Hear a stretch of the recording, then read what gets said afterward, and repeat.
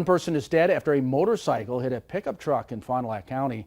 Just before 4 this afternoon, deputies were called to the intersection of County Highway V and Auburn-Ashford Drive in the town of Auburn. When first responders arrived, they found the motorcycle operator identified as an 18-year-old Campbellsport man without a pulse. Officials were unable to revive him, and he was pronounced dead at the scene.